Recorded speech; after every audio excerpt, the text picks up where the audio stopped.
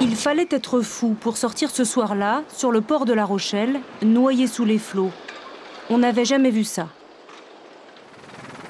Quand la Charente-Maritime se réveille au matin du 28 février, c'est le chaos. Cynthia a tout ravagé sur son passage.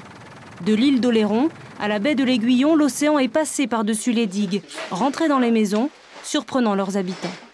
Il y a l'eau qui sortait par le vide sanitaire qui est là, par les toilettes. Et en espace de 10 minutes, il y avait 1,60 m dans la maison.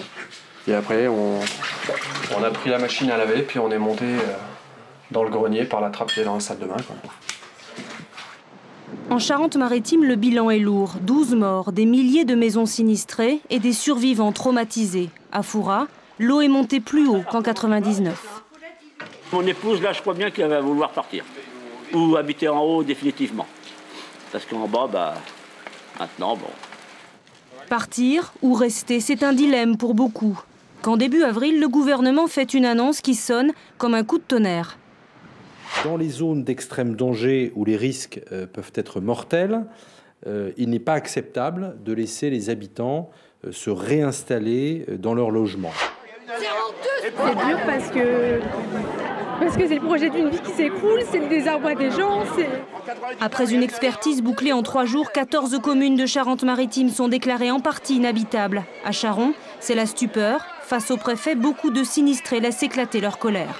Depuis 60 ans, je bosse nuit et jour pour gagner ce que j'ai. Vous voulez me le démolir, vous? Je ne suis pas consterné par la décision qui vient d'être annoncée ce soir. Je m'y attendais, vu les critères annoncés. Mais j'ai bien peur qu'il n'y ait eu 2 poids 2 mesures. L'île de Ré, Angoulins sont épargnés par le zonage, mais ailleurs, 835 maisons sont promises à la destruction. Si certains sont soulagés de partir, d'autres veulent rester et organisent la résistance. On ne veut plus du tout parler de zones. Les zones n'ont pas lieu d'être. Il faut laisser à chacun le droit de partir ou de rester en connaissance de cause et avec tout ce que ça implique comme prise de risque. Sous la pression, le gouvernement assure finalement qu'aucun bâtiment ne sera rasé sous la contrainte. Mais cela ne suffit pas à calmer les esprits. C'est désormais devant les tribunaux que les sinistrés exigent l'annulation du zonage.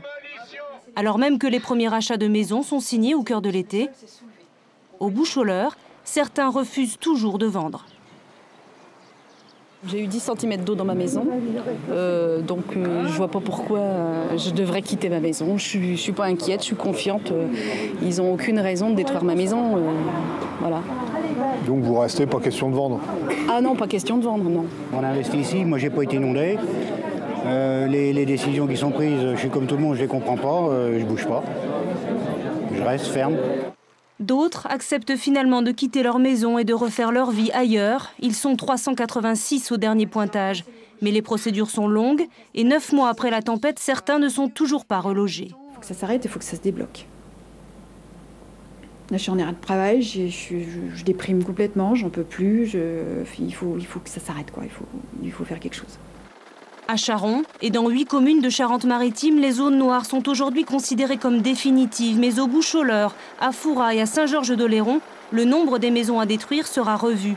Les expertises se poursuivront donc en 2011 avec un objectif affiché par le gouvernement, protéger les populations en démolissant le moins possible.